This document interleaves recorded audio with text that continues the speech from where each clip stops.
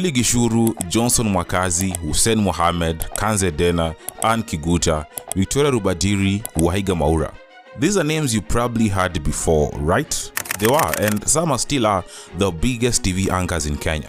And here's something interesting. At one point, all of them worked at Citizen Television, the biggest TV station in Kenya.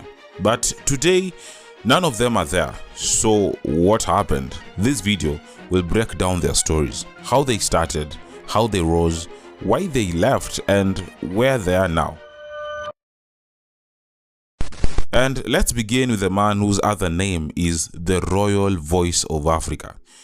If you don't know who that is, maybe you know him by his real name. My name is Mwakazi. Now, most news anchors are remembered for their big interviews and how they look on television. But for Mwakazi, his biggest gift was his voice.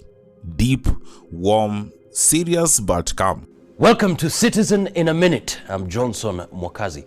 Well, top security officials are holed up in a crisis security meeting following yesterday's court ruling. His voice was so unique that people called him the Royal Voice of Africa. On television, he looked polished and confident, like someone who grew up in a rich family. But the truth is very different. Mwakazi was born and raised in Kibera slums, just imagine. Mimi nilizaliwa hapa Kibera na nikalelewa hapa hapa. Now, life there was tough. To survive, he worked at construction sites or mjengo. He also pushed handcarts or mkokoteni, he even sold water and even hawked hot pots in Nairobi. And here's the surprising part. He never studied journalism. His journey into the media world happened by accident. It was by chance. He started out as an actor at the Kenya National Theatre. And one day, someone in the audience loved how he performed and recommended him for a radio job. And just like that, he got into radio. His first job was at Hot 96, a radio station owned by Royal Media Services. From there, he joined Citizen Television. And that's where his career really took off. This is where the real thing is happening. Of course, we'll be giving you a detailed coverage of what will be happening. Remember, the official results are being released by the IEBC. His voice became famous across Kenya, not just in news, but also in adverts and corporate announcements. For 8 years, Mwakazi was one of the most recognizable faces and voices on Kenyan television. But just when his career was at its peak, Mwakazi left Citizen Television. You know, it was shocking. How could you leave a station like Citizen Television? And according to Mwakazi, he left or he walked away from the television because he wanted to do more than just read news. He wanted to build something of his own. Now, after leaving, he became the CEO of WTV, a small business channel. Welcome to WTV News. My name is Mwakazi, and I hope you had a pleasant day. Sadly, it was hard to compete with the big stations, and after 3 years, WTV shut down. Mwakazi said the closing of the station and letting the staff go was one of the lowest moments of his life. Still, he didn't give up. He started Royal Voice International, his own company. Today, the company does voiceovers, content production, and media training. It has worked with big clients and it's doing well. Even though Mwakazi left television, his voice is still everywhere, in adverts, narrations, and corporate work. Get ready for part 2 of our deep dive into sickle cell disease. Mwakazi continues to inspire, showing that sometimes your voice alone can make history. Now let's talk about another interesting television anchor, and that's Hussein Mohamed. It's taking a while before the results for the medical tests the candidates have undertaken are released. Hussein Mohamed's story is one of the most interesting in Kenyan media. First, he studied broadcast journalism at the Kenya Institute of Mass Communication. Then, he went to the University of Nairobi, where he studied political science and communication. Later, he went back for a master's degree in diplomacy and even thought about starting a PhD. Now, his career began in 2007 as an intern at the Kenya News Agency. From there, he joined KTN, and in 2008, he finally landed at Citizen Television. That's where he became famous across the country. Deputy President William Ruto, Your Excellency, thank you so much for making time for the big question. As always, Hussein was not your normal anchor. He was sharp, fearless, and asked the kind of questions most people avoided. His interviews with President Uhuru Kenyatta, Raila Odinga, and especially William Ruto always made the headlines. There are those who have questioned, including your political competitors, and keep wondering where your money comes from. And they see you in Harambes, in churches and other places in the weekends donating millions. And that is why people are asking these questions. Honorable Deputy President. If somebody is interested in all that, let them come and ask me, or let them use whatever channels they want to find out. And let anybody say, my money got lost and I found it in William Ruto's hands or in William Ruto's bank account. His work was so good that in 2019, President Uhuru Kenyatta awarded Hussein Mohamed the Order of the Burning Spear, or the MBS, one of Kenya's top honors. But that same year, Hussein shocked Kenyans when he announced he was leaving Citizen Television. He explained that he didn't want to get too comfortable and needed to find new challenges. After leaving, he started his own communication consultancy, working with county governments, the United Nations or the UN, and other big organizations. But in 2022, Hussein returned in a very different way into politics. Yeah, he became the head of communications for William Ruto's presidential campaign, attracted by Ruto's bottom-up message and strong work ethic. Yeah. Hussein used his journalism skills to create sharp and powerful campaign messages. And when Ruto won the elections in 2022, Hussein was appointed the State House spokesman. And former Citizen TV journalist Hussein Mohamed is the new State House spokesperson. From asking tough questions on television to now being the voice of the presidency, his journey shows how far focus and determination can take someone. But Hussein Mohamed wasn't the only one who left the newsroom for the government. Let's talk about Kanze Dena. Naam, hujambo mtazamaji popote pale ulipo na shukran sana kwa kujumuika nasi kwenye Nipashe Wikendi. Mimi naitwa Kanze Dena. Kanze Dena is one of those anchors Kenyans remember till this day. Now, together with Lulu Hassan, they were loved thanks to Nipashe Wikendi. Their chemistry and humor made many families tune in every weekend. But here's something people don't know. Journalism wasn't a first dream. Kanze wanted to become a nurse. In the past, she applied several times to join the Kenya Medical Training College, KMTC. But after being rejected again and again, she gave up. Instead, she chose a different path and studied journalism and mass communication. Now, back then, life was not easy for her. Behind the smile viewers saw on television, Kanze's early life was filled with struggles. And to survive, she did odd jobs like peeling potatoes, washing dishes, and there's more. Mimi naambia nimeshafulia watu nguo, kuna watu nimefulia nguo nishafua, nimekuwa waiter, nimechonga viazi, na si kwamba nimejidharau kwa kile, lakini ilinipatia pia mtazamo wa kesho yangu. Her career started at KBC Radio as a Swahili news reader. One day, when the regular anchor didn't show up for the 4 p.m. bulletin, Kanze was asked to step in. She did that job very well that her bosses were impressed, and she got promoted to TV news anchor. And nilikuwa nasoma tu news kwa radio KBC, mtu akakosa kuja shift, nikaambiwa niende nikasome taarifa ya saa 10, nikaekwa kwa TV. She worked for KBC for around 6 years, learning how to tell stories with confidence. Then, her big break came when she joined Citizen Television. Ungana nami Kanze Dena. Paired with Lulu Hassan, Kanze brought a mix of professionalism and warmth that made Nipashe Wikendi one of the most watched news shows in Kenya. Na ifikapo mwisho wa juma basi utakuwa na kina dada Kanze na Lulu. Na bila shaka mtazamaji, kama unavyoona mazoea mtazamaji ni kwamba ulikuwa tunavale na kanga siku ya Jumapili, lakini sasa kalamu na karatasi yako utahitaji siku ya Ijumaa. But she wasn't just a news reader.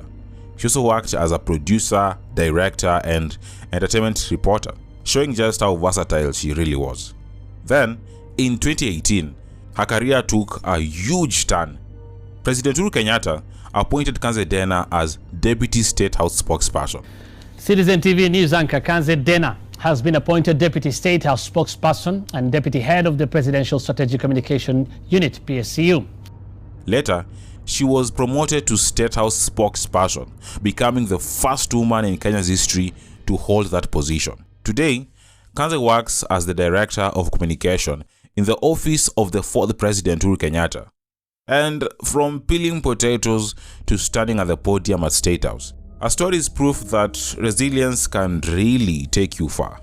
Now let's talk about Anne Kiguta. This is Monday Special. I'm Anne Kiguta. Just like Kanze Dena, Anne Kiguta also worked at Citizen Television. But her story didn't start there.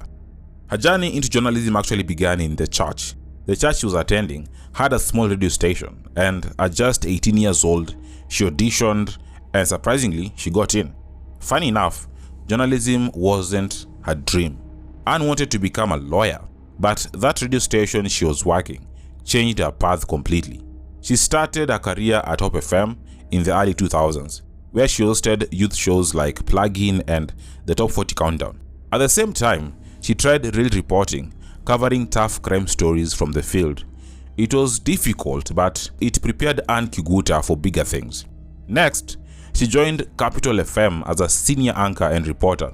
There, she improved her skills and built a name as a serious journalist. Her big TV break came when KTN offered her a spot as a primetime anchor. Thank you so very much for joining us this evening. At KTN, she co-hosted Checkpoint and became known for her fearless political interviews. And in 2013, she made the move to Citizen Television, where her career reached its peak. She hosted Sunday Live and Opinion Court, and Anne became respected and sometimes even feared for her sharp, no-nonsense interviews. She spoke with big names from President Uhuru Kenyatta to international leaders like Kofi Annan. But Anne Kiguta's boldness also brought her into controversy. In 2018, she left Citizen and joined K24, where she hosted The Punchline, a political talk show meant to give leaders across Africa a voice. At first, it worked well, but soon politics got in the way. In 2020, things came to a boiling point. The management suddenly cancelled an interview she was planning with Ndindi Nyoro, who was at that time supporting William Ruto.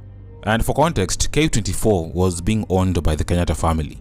So hosting Ndindi Nyoro, who was supporting William Ruto, and William Ruto was against the Kenyatta family, it was not allowed by the management, and this brought a problem to Anne Kiguta.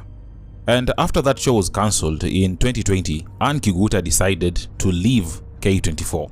And after leaving K24, she disappeared, and people are asking, what really happened to Anne Kiguta? She started her own company called AK Consulting, which I believe is Anne Kiguta Consulting, a company that trains journalists, mentors young reporters, and offers communication advice.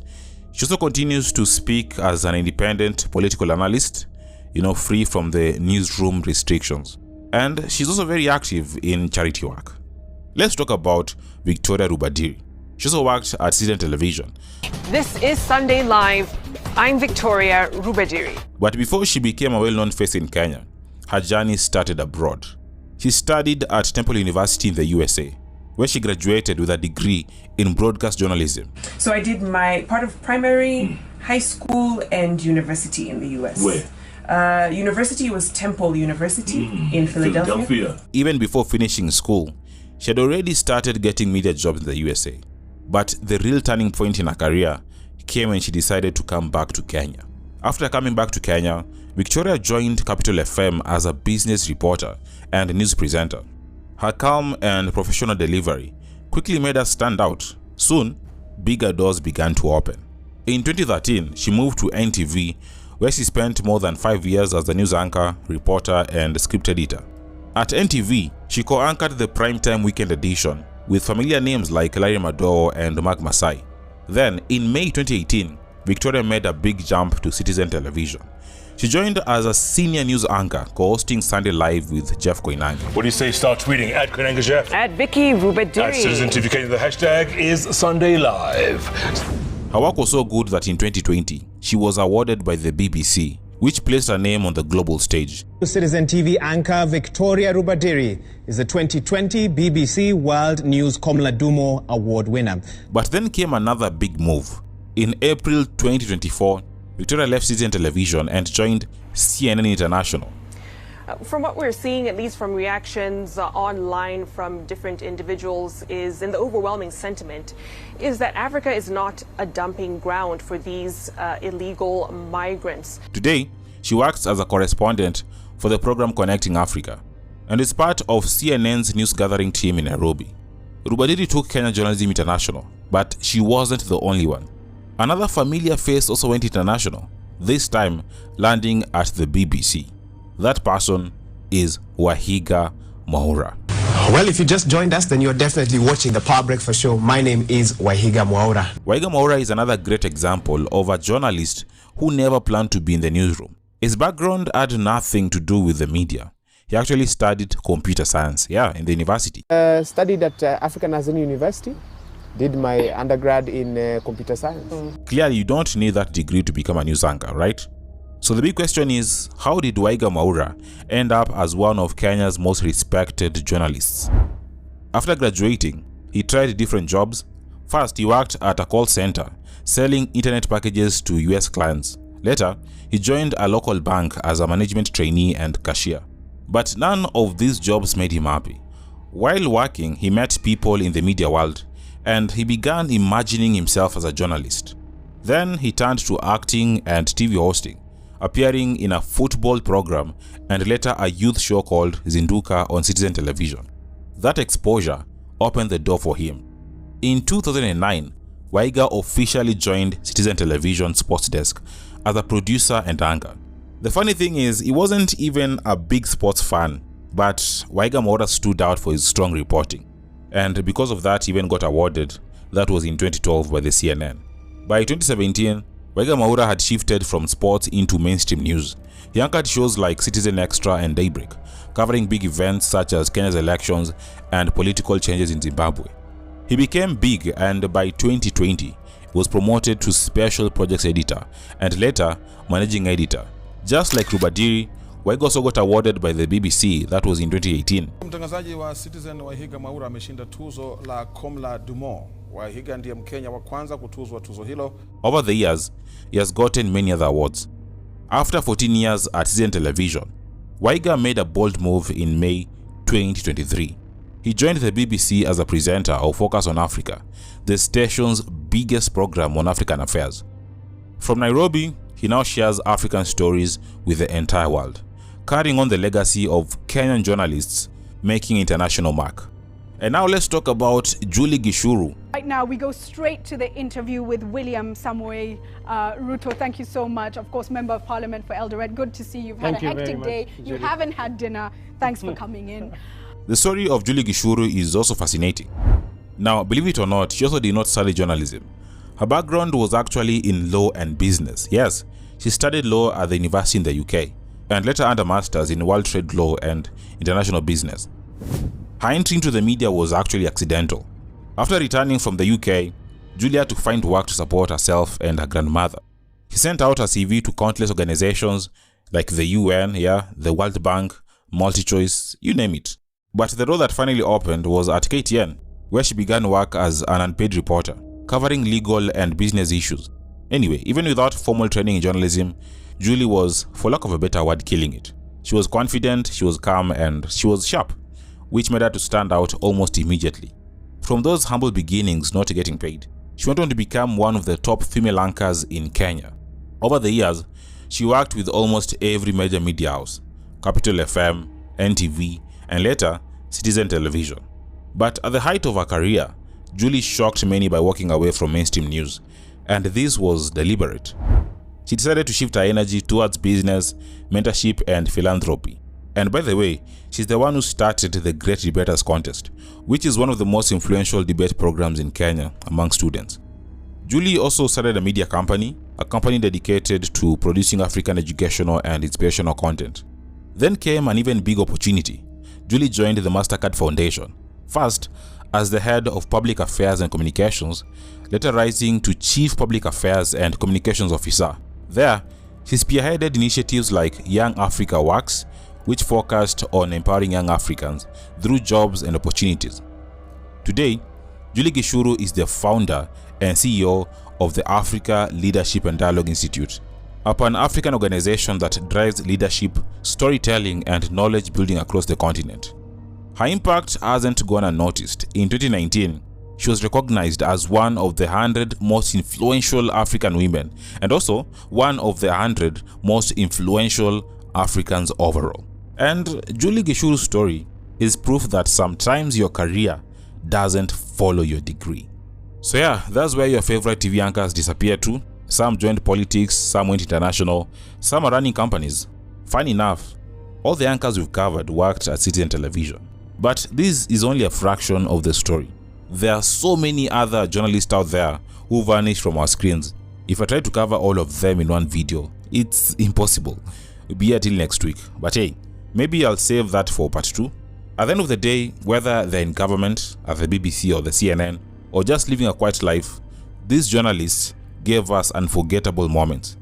And for that, we thank them. Which anchor do you remember the most? Comment below, and remember to like this video and subscribe if you haven't. Let's meet in the next video.